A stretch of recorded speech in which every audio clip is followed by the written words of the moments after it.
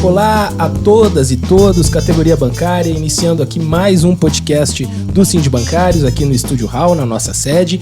Assim, começamos o Eu Tenho Direito, podcast voltado ao debate, à discussão das diversas ações de todo o trabalho realizado pelo Departamento Jurídico aqui do Sind Bancários, também dos escritórios conveniados. Eu já vou elencar esse time maravilhoso e especialíssimo que está comigo hoje. Antes, eu só quero mandar aquele recado youtuber.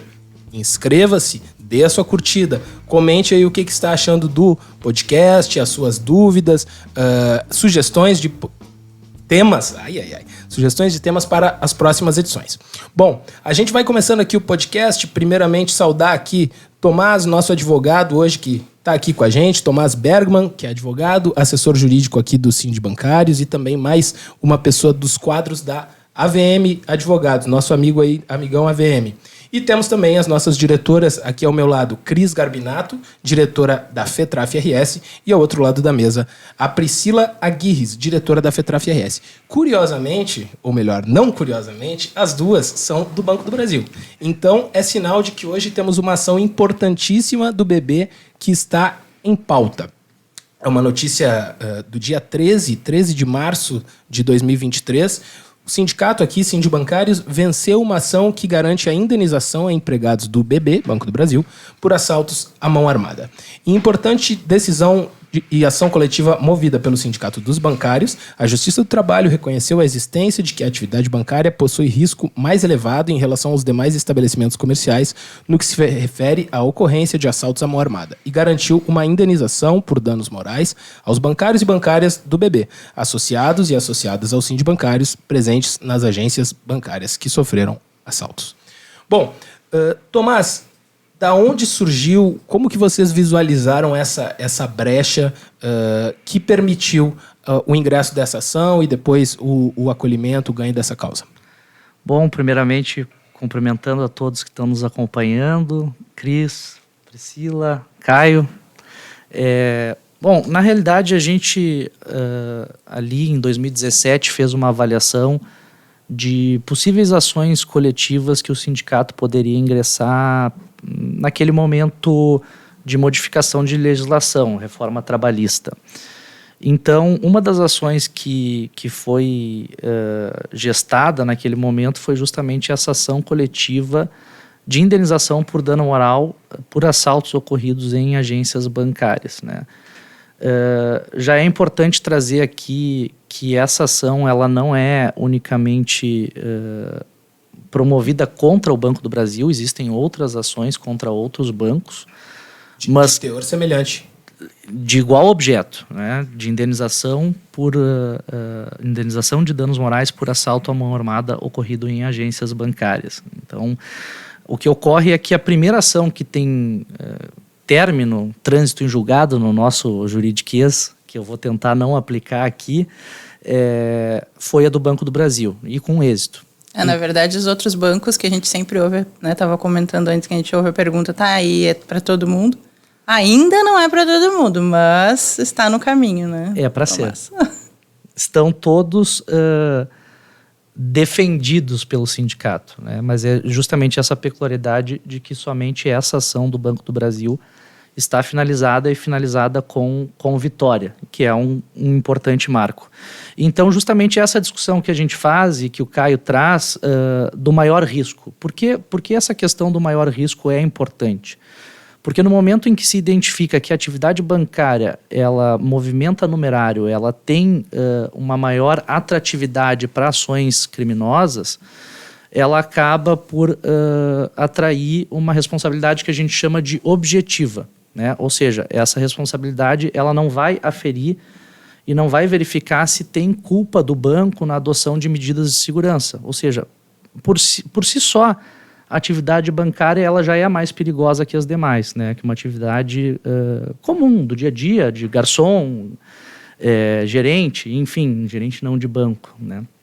Então, a gente faz essa construção no sentido de que vamos aplicar para essas ações coletivas esse maior risco, né? E havendo esse maior risco, havendo assaltos, há o dano. Porque o dano ele está reconhecidamente intrínseco àquela ação violenta do assaltante com a utilização de arma de fogo. Não é algo trivial. A justiça não considera algo trivial ter uma arma apontada para a cabeça, né? Não. Ainda bem. Não está tudo perdido, né, Caio? Ainda existe uma esperança. Exato. Mas o que eu queria perguntar também pro Tomás já existe, assim, qual a abrangência disso? É para todo mundo do BB, para absolutamente todas as pessoas que tiveram num momento de assalto, todos os tempos? Queria entender um pouquinho melhor para quem se aplica isso. A gente fez aqui, na própria notícia que está no site do sindicato e nas redes sociais do sindicato, os critérios de abrangência dessa ação, né? São empregados e ex-empregados do Banco do Brasil que sejam associados aos sindibancários, que tenham sofrido e estavam trabalhando durante assalto mediante uso ou ameaça de uso de arma de fogo ou ainda mediante seu porte ostensivo nas agências de trabalho do Banco do Brasil, e que esses assaltos tenham ocorrido a partir de 8 de novembro de 2012, nos limites da região geográfica dos sindicatos dos bancários de Porto Alegre e região. Que aí é Porto Alegre, Alvorada, Viamão, Canoas, Cachoeirinha, Gravataí, Guaíba, Eldorado do Sul, Sertão Santana, Barra do Ribeiro, Charqueadas, São Jerônimo, Nova Santa Rita, Esteio e Sapucaia. E ainda, este bancário ou bancária não pode ter tido a rescisão do contrato de trabalho antes de 8 de novembro de 2015, né? Que aqui a gente trabalha com a questão das prescrições. Sim. E, Priscila, essa discussão da segurança bancária, a gente teve, agora falamos muito disso através da discussão do Vetamelo, né? Eu queria primeiro, assim, a gente já vai retomar a discussão específica desse processo, mas primeiro, Priscila, que tu nos dissesse como é que fechou essa questão do Vetamelo, que para algumas pessoas não ficou claro, e também isso envolve uma discussão de segurança, né? A gente está aqui falando de segurança, então esse é outra ponta dessa mesma discussão. Essa decisão veio em março, então foi bem quando a gente estava nessa construção, né, de fazer justamente o Vetamelo. Para começar, não terminou, né? O prefeito fez o veto parcial e esse veto tem que ser mantido pela Câmara. E a gente está aguardando para que isso seja mantido. Os vereadores se comprometeram a manter, né, esse veto parcial, mas ainda não foi apreciado na Câmara de Vereadores. A gente está fazendo acompanhamento, né, nas plenárias, mas ainda não foi finalizada essa questão. Então, a gente aguarda ainda, né, tem até o dia 19 de abril agora para ser apreciado, depois começa a trancar a pauta, então a gente está acompanhando. Então, não se encerrou ainda essa questão do Vetamelo, né, que foi um veto parcial, que manteve a obrigatoriedade das portas nas agências que têm caixa presencial, mas tirou a obrigatoriedade de porta giratória nas agências que não têm o caixa presencial. E aí é uma discussão que nós fazemos com respeito à circulação de numerário, mas isso é um outro capítulo desse assunto. Mas quando o Tomás trouxe, numa das nossas reuniões de grupo de trabalho, essa questão do Banco do Brasil, isso veio muito ao encontro do que a gente estava discutindo, que é uma atividade que tem um risco maior, porque se utilizava muito entre os vereadores a taia lotérica. Agora vai ter que ter porta giratória em tudo que é caixa eletrônico. Então, assim, foi bem importante a gente ter esse argumento de que sim... E assalto em lotérica tem toda hora. É uma atividade... Na verdade, para nós, deveria ter porta giratória. É uma atividade... A discussão... Mas aí que tá. Eles estavam tentando trocar o foco da conversa, né? Sim. É aquela coisa. Então, tu tira a segurança da onde precisa para justificar que deveria ter onde não tem. Então, a gente vê que isso também é uma forma de manipular, né, a opinião pública. Então, veio muito ao encontro essa decisão de que reconhece a nossa atividade como um risco maior, intrínseco mesmo, porque a discussão de ter numerário ou não para o bancário, a gente acessa da mesma forma valores de forma virtual. Então, essa questão de reconhecimento da atividade bancária como um risco maior dentre as atividades foi muito importante, deu um gás para a gente ter esse argumento reconhecido judicialmente, né, de que a gente precisava. É claro que a discussão política com o prefeito e vereadores tem outros fatores, não só a informação, né? Então, acabou-se essa questão do Vetamelo com uma vitória parcial, porque o veto foi parcial, mas é bem importante a gente colocar isso, né? Que a gente trazer essas informações, essas conquistas que são feitas pelo nosso jurídico, do nosso sindicato, a informação que a gente leva ao bancário é diferente de quando a gente vai para o meio político para debater. Lá, a questão dos bancos e o quão foi investido para que esse projeto de lei acontecesse e fosse aprovado, pesou muito na decisão. Né? Então, a gente vê que foi um fator muito importante para nós, bancários, né? Mas não teve tanto peso assim na questão política. Uhum. E o jogo é duríssimo, né? Porque eu lembro quando vocês foram lá reunir com o Melo, o prefeito já faz uma avaliação levando em conta um monte de fatores. Mas esse vereador aqui que propôs, ele é da minha base, e se eu vetar tudo, daqui a pouco eu fico de mal com ele, eu vou precisar do voto dele. Então é bem complexo, né, Cris? Nem se fala. Na verdade, foi um baita de um trabalho que a Pri acompanhou aí do início ao fim. O jurídico estava o tempo inteiro trabalhando nisso. Foi mesmo a gente tendo conseguido um veto parcial, foi uma baita de uma vitória, porque eles nos pegaram de surpresa com a aprovação na Câmara. Então a gente já tinha saído perdendo esse jogo. Quando a gente consegue um veto parcial e aí garantir que pelo menos onde a gente tenha cofre com dinheiro, manutenção de numerário, a gente ainda vai ter a porta giratória, foi motivo de comemoração entre os colegas da agência. Então, principalmente aqueles que trabalham no caixa, né? Que são os que mais sofrem a arma na cabeça. Então, o pessoal ficou bem satisfeito, bem feliz. E agora, como a Pri falou, a discussão ela não terminou. Na verdade, a gente tem que envolver toda a sociedade sobre o quão importante é a gente ter segurança dentro das agências, não só as agências que têm cofre, como as que não têm. Porque hoje o dinheiro ele é eletrônico. Totalmente. A questão do Pix está aí, todo mundo usando o Pix. A gente tem a questão dos cartões. Então, as transações de dinheiro físicos viraram um número muito pequeno perto das transações de dinheiro eletrônico. Então, a gente precisa também garantir a segurança desse trabalhador e dessa trabalhadora que está ali, né, com o dinheiro eletrônico na mão, digamos assim. E eu sempre digo, né, cara, se a gente é profissional do banco, da área financeira e tal, os ladrões, eles são profissionais do roubo, né? Eles sabem o que eles estão fazendo, eles estudam o que eles vão fazer. Então, não é por acaso que eles acham as nossas brechas, né? Exato. Até porque se fosse só a questão do dinheiro físico, não tinha tantas agências que não têm mais o caixa presencial. Exato. E os bancos estão fazendo essa migração das agências com caixa presencial, tirando o caixa presencial para modificar a estrutura dessa agência. E aí, de novo, importante essa vitória de garantir pelo menos a indenização quando o funcionário sofre algum assalto à mão armada, porque esse tipo de assalto vai acontecer mais, porque se diminuiu a obrigatoriedade dos itens de segurança, que no caso é a porta, o vigilante. Então, é muito importante a gente ter pelo menos uma garantia da indenização e mostrar para os bancos que sim, é um direito que foi identificado, né, e é reconhecido. Então, de novo, né, a importância, atrelado à questão da PL, a importância dessa vitória judicial. E que não é trivial, né? Não é trivial trabalhar com dinheiro, com grandes quantidades de dinheiro, como se fosse uma loja, como se fosse uma lancheria. Não é a mesma coisa. Claramente são coisas diferentes. Não, e são valores muito altos. E essa questão da gente garantir uma indenização para o trabalhador, porque banqueiro, gente, não tem coração. Banqueiro não tem coração, ele só quer saber do resultado financeiro. Eu vou tirar as portas giratórias, vai me dar um retorno de economia de X.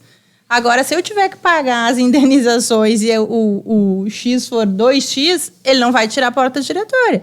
Agora, se ele não tiver mais nenhum custo atrelado à retirada da porta giratória, ele ganhou dinheiro. Sim. E é assim que funciona a vida dentro do sistema financeiro. Então, essa nossa vitória jurídica é uma vitória também na nossa luta por maiores seguranças no ambiente de trabalho. Eu só queria, assim, a gente acabou que... É aquilo, né? Quem sabe faz ao vivo, como diria um certo comunicador brasileiro. A gente acabou antecipando o bloco do Veta Melo. E só pra gente fechar e daí voltar ao Tomás nas dúvidas específicas em relação a essa ação do Banco do Brasil, eu queria perguntar pra Priscila como é que se operou essa virada de votos. Porque o sindicato ele tomou uma bola nas costas final do ano passado, que foi a aprovação dessa lei, sem ninguém ter nos avisado, né? Uma série de coisas. E daí, a partir do esforço da mobilização, conseguiu-se virar votos. Como é que foi isso, Priscila? Aí é que tá, né? E aí é o que a gente fala que teve a força dos bancos, né? Esse projeto de lei, ele foi iniciado, passou na CCJ em junho do ano passado. Em dezembro, sem passar por nenhuma outra comissão, ele foi à votação. Junto com outro pacote de projetos, né? Que não foi bem explicado.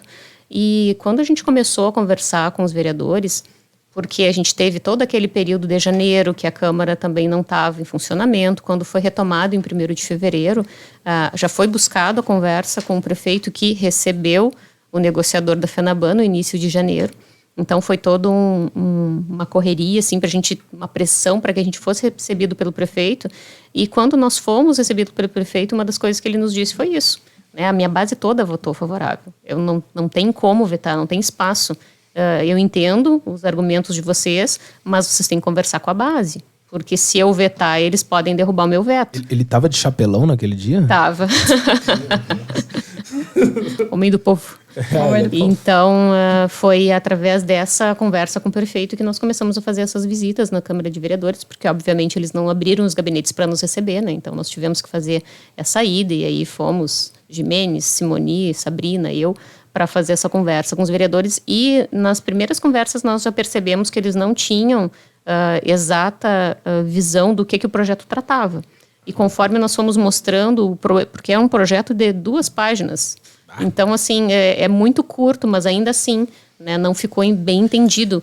E então, a gente conversando e mostrando o risco que seria a aprovação desse projeto de fato, e colocar em prática, já foi suficiente para a maioria dos vereadores que votaram favoráveis mudar o voto. Não, e também, assim, eu já trabalhei na Câmara tempos atrás, como estagiário e tal.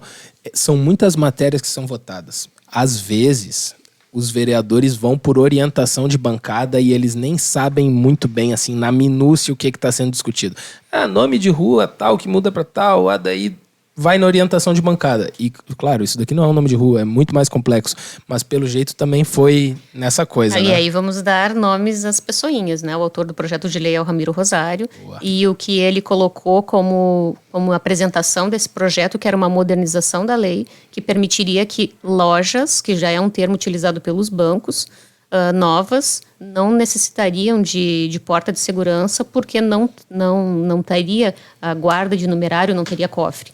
Então, foi apresentado dessa forma. Agora, no projeto de lei não fala em agências novas, não fala em loja, né, fala simplesmente da obrigatoriedade ou não da porta giratória. Então, a gente já nota aí a intenção, né, da apresentação do projeto como algo que seria uma simples modernização. Então, isso quem nos disse foram os próprios vereadores, né, que compraram essa ideia que, ok, é só uma modernização para agências novas, para aumentar o número de empregos, porque as lojas trariam novos empregos de estrutura. É sempre isso, né? Então, assim, e os próprios argumentos que o vereador Ramiro Rosário utiliza são argumentos de defesa dos bancos. Não é um representante da população que está preocupado com a população. O mais interessante que eu achei nesse processo é que quando a gente começou a fazer aquele revurdunço, foi matéria, foi outdoor, foi tudo, né, jornal, esporte de rádio. Esporte, a gente começou a fazer um alarde na sociedade. E, inclusive, os entes da segurança pública começaram a nos apoiar. Sim. Porque eles, nós não temos efetivo para estar cuidando dentro dos bancos. Sim. E aí eu tiro a porta giratória, daqui a pouco vai ter mais assalto, o bandido vai atirar em quem? É no policial. Começa a questão também dos entes da segurança pública, dizendo, não, mas tá errado isso aí. E aí, com o pessoal lá conversando e esclarecendo que não era, né, uma tomada, era um focinho de porco mesmo, o negócio começou a tomar corpo, né? Não, é incrível, né? Escrever um projeto de lei sem conversar com nenhum representante de segurança pública, sem conversar com vigilantes, sem conversar com bancários, ninguém. Clientes. Né? Clientes é simplesmente indo ao encontro do que os bancos demandam. Então, é uma construção assim muito discutida, e o nosso mote da campanha foi justamente: temos que discutir isso. Temos que discutir e trazer os outros lados, né, para essa conversa, e que, se for feita alguma alteração na lei, que seja ouvindo todos os envolvidos.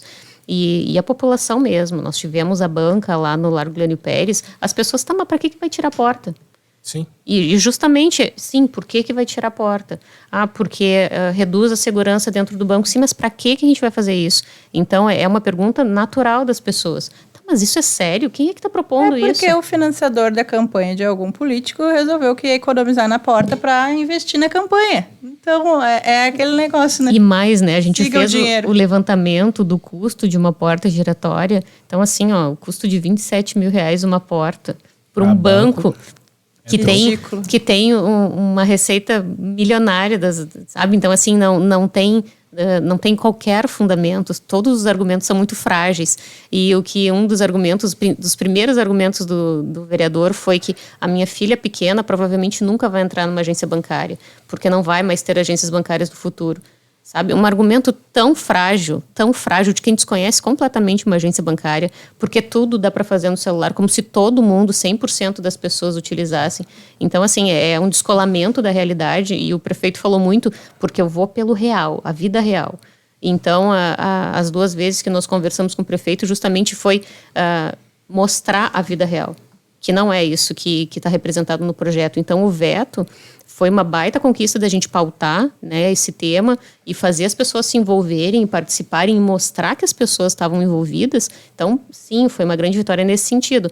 Mas, é claro, a gente sempre quer a vitória total e a cobertura e a proteção de todos os bancários. E, de novo, né, a importância dessa ação, que justamente visa, pelo menos, indenizar o colega que sofreu. Sim. A gente já vai retomando ali com o Tomás. Antes, eu só queria dizer, vereador Ramiro Rosário, eu vou ver com o jurídico se eu posso dizer o que eu pensava dizer. Mas a gente discute em off. Inimigo dos bancários, que a gente usou lá em dezembro e ele lembrou. Inimigo dos bancários. Inimigo dos bancários. Vereador Ramiro Rosário, inimigo dos bancários. Até rimou. Mas, assim, eu já vou pedindo para as gurias também irem separando aquelas dúvidas que já chegaram de colegas, que é sempre importante, né? Já que elas fazem essa ponte aqui, da gente aqui no sindicato, com os colegas nas agências. Mas, voltando aqui pro Tomás, fizemos esse bloquinho falando um pouquinho do que foi essa campanha, Veta Melo, tal, voltando para essa ação de indenização do Banco do Brasil. Tomás, já tem um valor definido para essa indenização? A minha agência foi assaltada uma vez, é uma indenização? Se foi 2, são 2 ou é uma só? Como é que detalhasse um pouquinho mais para a gente? Essa é uma dúvida bem interessante, Caio, e acredito que, assim, recorrente para todos os substituídos que se enquadram ali naqueles critérios de abrangência da ação que a gente conversou um pouquinho antes. A ação, ela traz um critério objetivo de indenização. 3 vezes o salário básico de cada substituído. Tá? E o que a gente tem hoje em dia? A ação, quando ela termina, ela tem fases, né? A fase inicial, que a gente chama de fase de instrução, a fase recursal, que é ali que se discute aquela primeira decisão que teve no processo, e aí, depois de encerrado todas as discussões, a gente tem uma fase que se chama fase de liquidação, fase de cálculos, ali para saber quanto que cada bancário, ex-bancária, que esteve envolvido nessa situação de assalto à mão armada, vai, de fato, receber pelaquela situação, né? Então, a gente está nessa fase de colocar números no processo. E a gente ainda vai ter uma discussão, porque o sindicato apresenta o valor que entende devido para cada um desses substituídos, e ainda o Banco do Brasil vai ter a oportunidade de analisar aqueles cálculos apresentados pelo sindicato e fazer impugnações, né? Fazer objeções sobre aqueles valores que foram apresentados pelo sindicato. E sim, a decisão ela define que a indenização é devida por evento, né? Então, se por acaso alguma colega esteve envolvido em mais de um evento assalto à mão armada, vai ter direito à indenização correspondente ao número de assaltos. Eu tenho um colega que foi assaltado 2 vezes. E a gente sabe que isso não é um fato tão incomum. Não, nós temos várias pessoas fizeram essa pergunta, se recebo uma vez, não, vai receber 2, vai receber 3, se foram 3 assaltos. Então, é importante esse, porque temos vários colegas que foram assaltados mais de uma. Tentativa de assalto também? tentativa de assalto, ela vai estar dentro do assalto à mão armada, né? Assim, se o numerário foi ou não retirado, ou se nessa fase mais digital teve algum tipo de transferência, se esse assalto foi frustrado ou não, na realidade isso não é relevante, porque o dano em si é o ingresso de a violência, de um né? assaltante, né, com o uso de arma de fogo e aí colocando em risco a vida dos nossos colegas bancários. Daí, só para fechar essas duvidazinhas, que daí depois as gurias vão começar a trazer algumas de colegas aí que recolheram.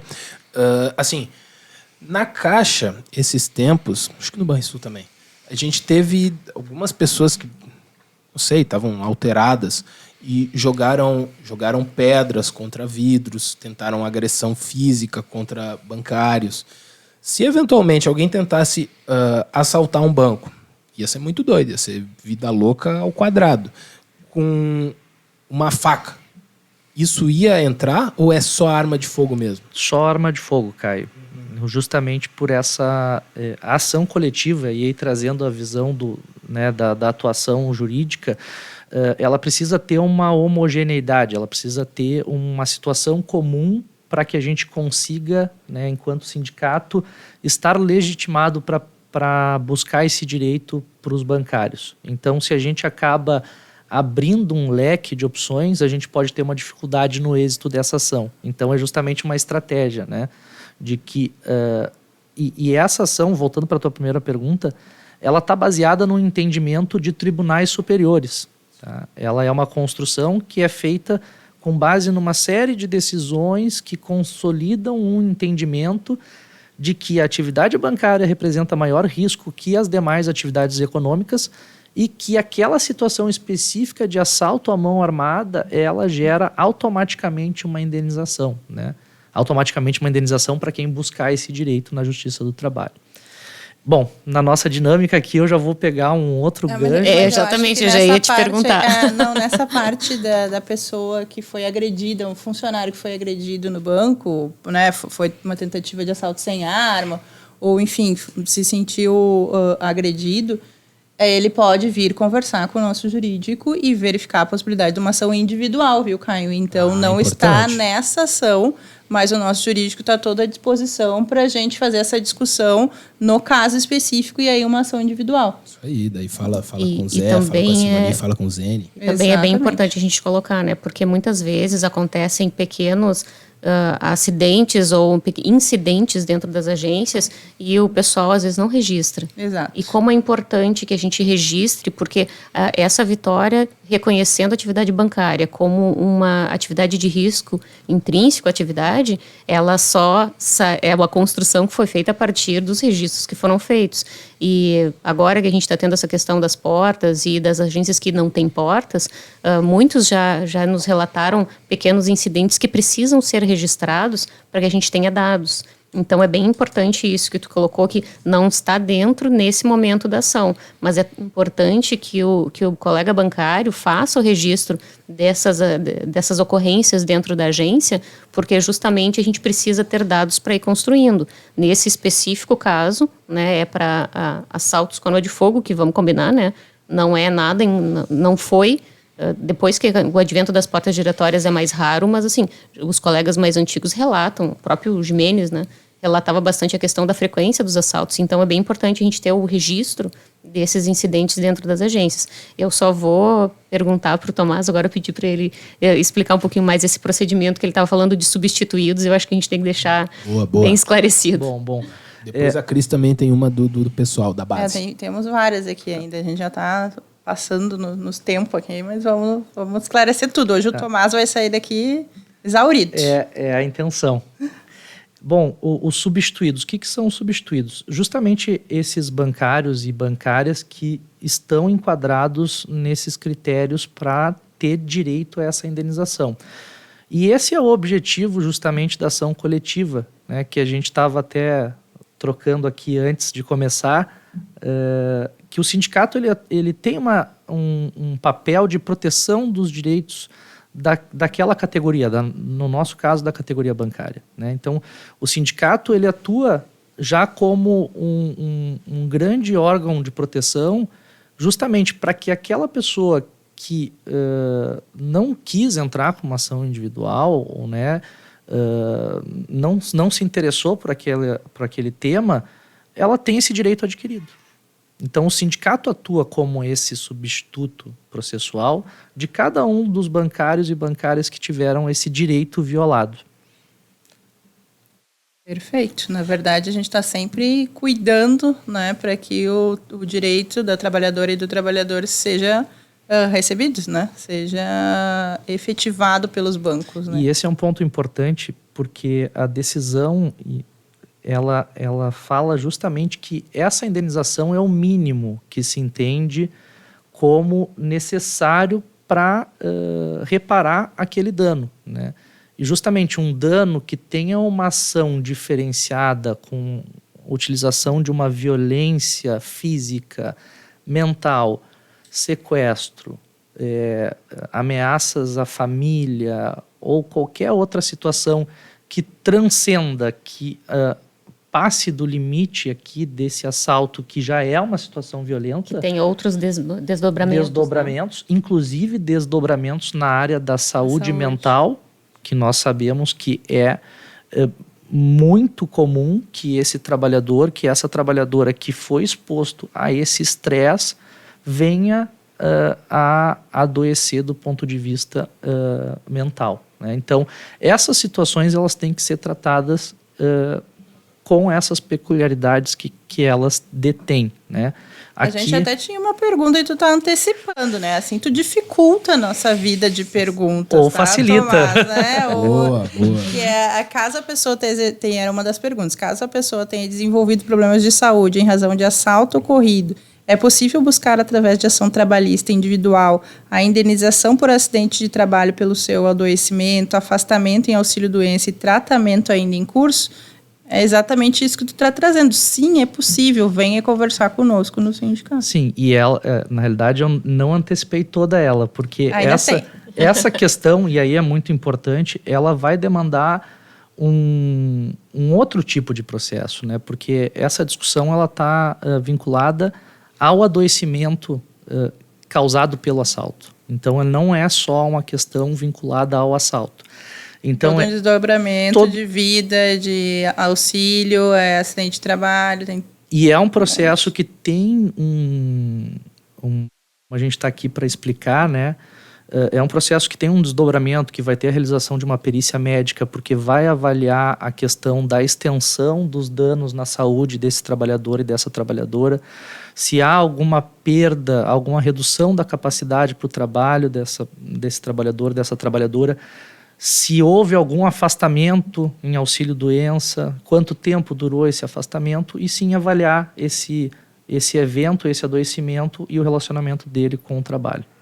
E aí, de novo, né? A gente precisa registrar. E eu acho que a importância desses podcasts que a gente está fazendo é justamente ressaltar a importância de fazer esses registros, né? Exatamente. Porque acontece alguma coisa na agência e aí não se registra e aí acontece de novo, a pessoa já tem uma reação, já começa a demonstrar sinais de adoecimento e é muito importante a gente ter esses dados para essa construção desses processos. E às vezes o adoecimento é tão profundo que a pessoa não percebe o que causou aquele adoecimento. Eu lembro de uma colega que foi muito impactante, assim, que ela sofreu assalto, foi bem agressivo, assim, foi bem feio a situação.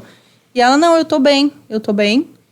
E aí um dia, né, conversando e tal, aí a colega dizendo, não, eu botei agora uma porta de ferro no meu quarto, do quarto para casa. Imagina, toda a casa dela já estava cercada e aí ela estava botando porta de ferro dentro da casa dela, do quarto para o resto.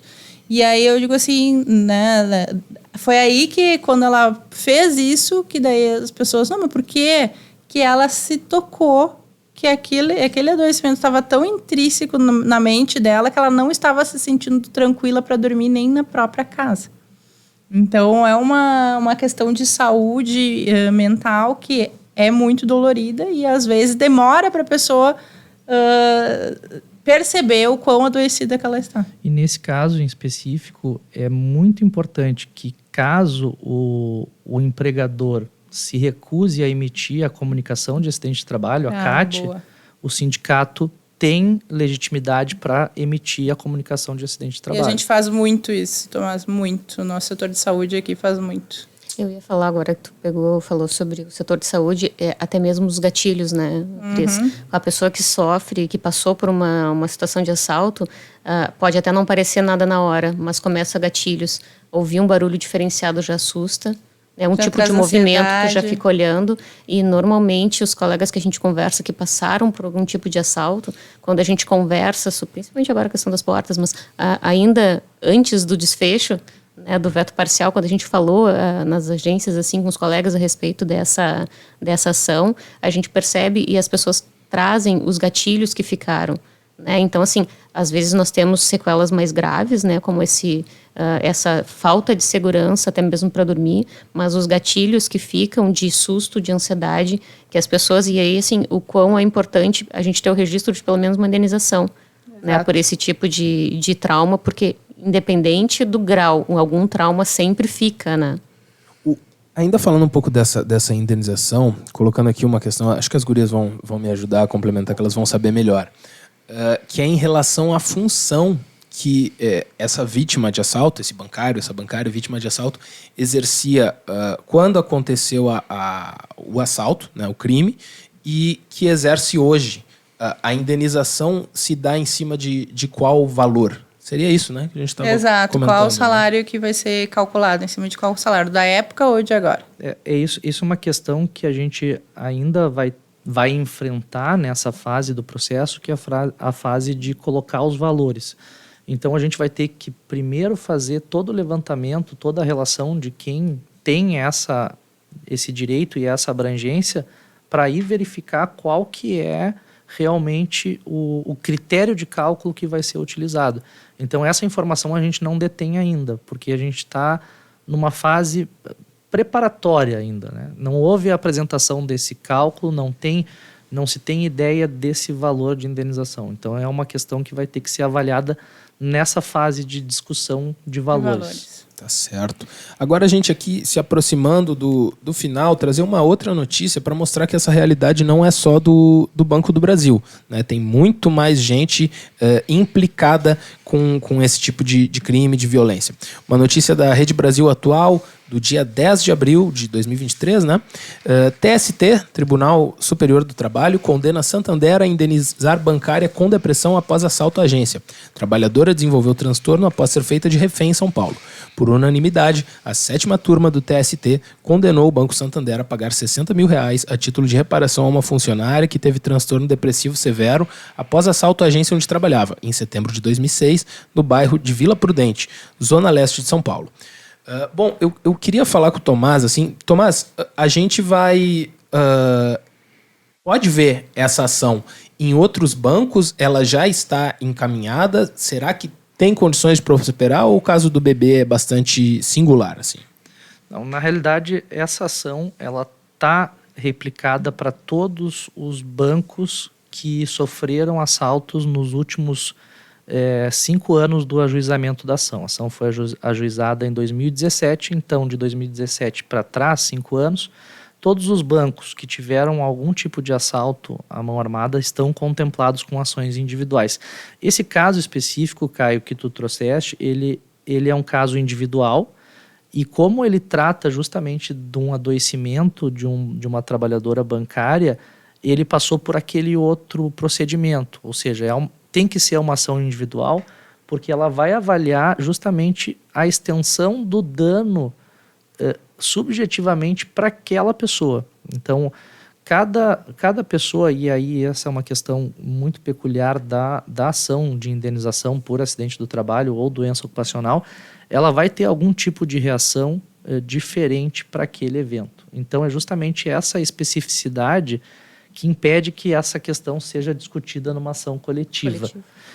E justamente é muito interessante tu trazer essa notícia e essa decisão, porque ela traz equivocadamente um foco no dano moral. Porque o dano moral ele tem sim um valor que ele é importante, que seria essa indenização de R$60 mil, mas eu tive acesso a essa decisão e analisei ela.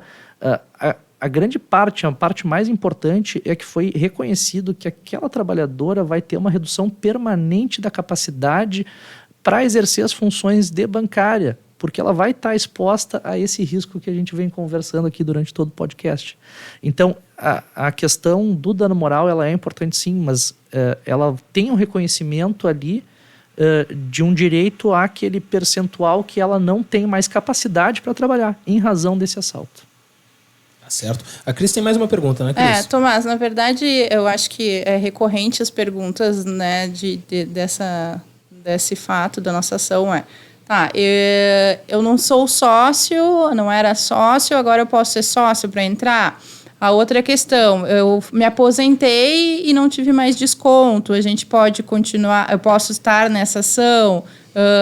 São questões que são bem importantes para a gente estar dizendo para o trabalhador e para a trabalhadora.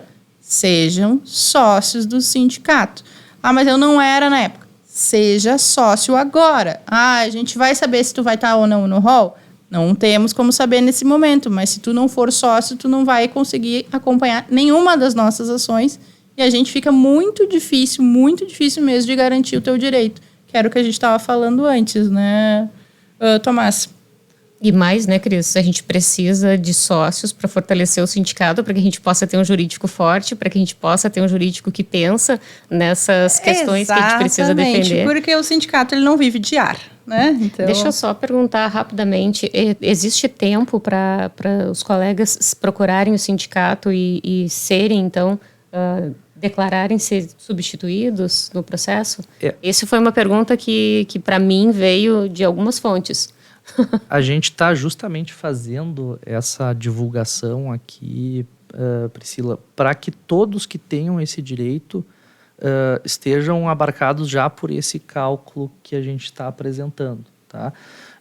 Claro, se alguém, porventura, não tiver nesse primeiro momento, a gente tem como fazer uma inclusão posterior, mas a gente justamente vai ter que avaliar como é que vai ser a questão desse primeiro cálculo, né, para fazer esse filtro. Então, a gente estima que tenha um número considerável de bancários e bancárias que estejam abrangidos até pela quantidade de questionamentos que chegaram para todos nós, né, que a gente também estava conversando aqui. Então, é importante que quem tenha esse direito assegurado pela ação faça esse movimento, mas isso não impede que, posteriormente, a apresentação do cálculo, isso seja, de fato, buscado. Tem a última pergunta que eu acho que é a mais pedida. Vai pagar quando? Clássica! Aí eu tenho a resposta... Depende.